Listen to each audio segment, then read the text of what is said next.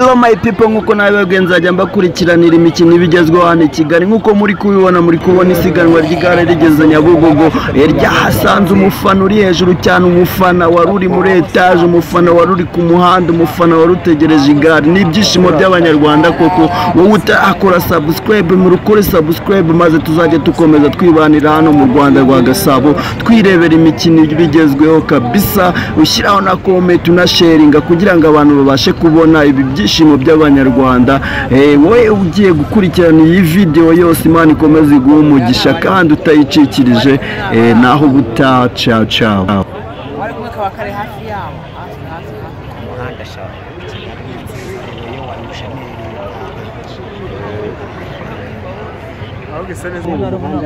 imbere nta kindi nta nkomyi je yungu nisi yara abangaba nibo babaza Vokone pine bivuga ndaga Vokone pine bivuga abangaba Vokone pine bivuga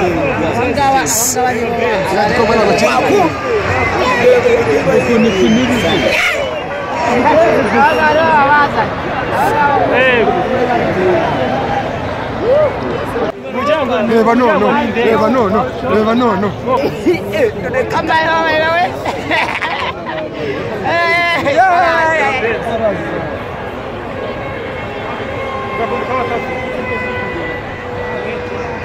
karadaho ni karasarara.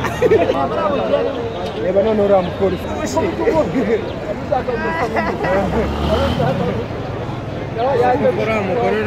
Ari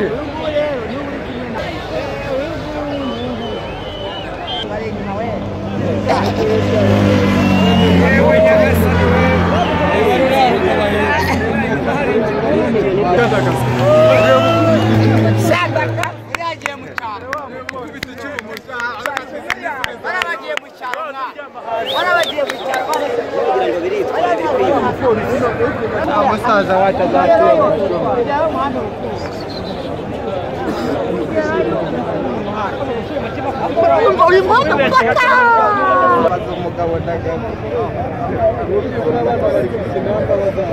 ubu bari ku kinamba bahagira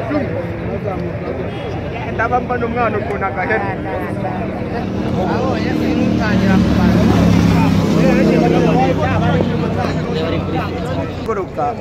ariko kariya kagenda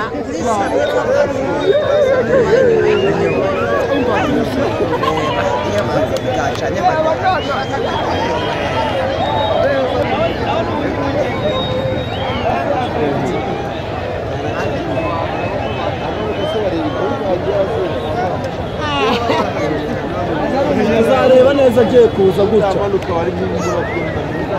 tuzareba neza agiye guterera gutya, agiye Kimisagara. nyuma yari umuntu yayishine abizi ko yayigurije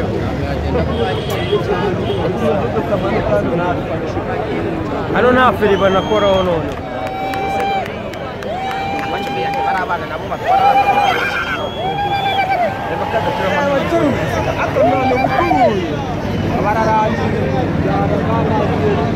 kana niko kayarenze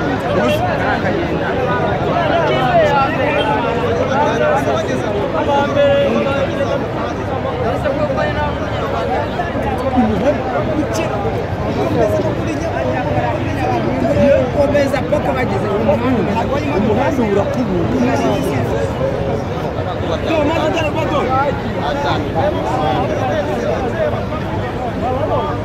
bagiye ngo nabo batangiye kuba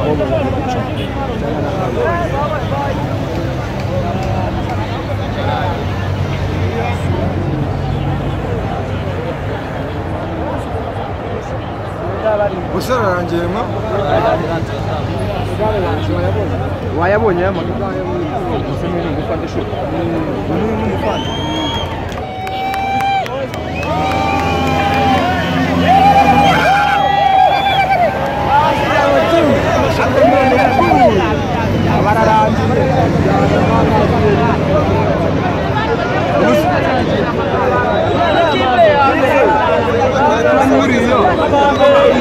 imodoka ijyamo hagati buriya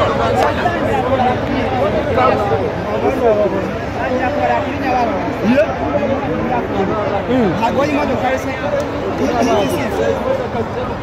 do maze ndara bado bagiye ngo ntabwo batangiye kuba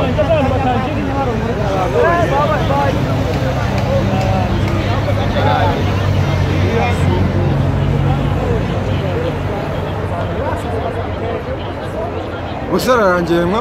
Arangiye ambulance batambuka.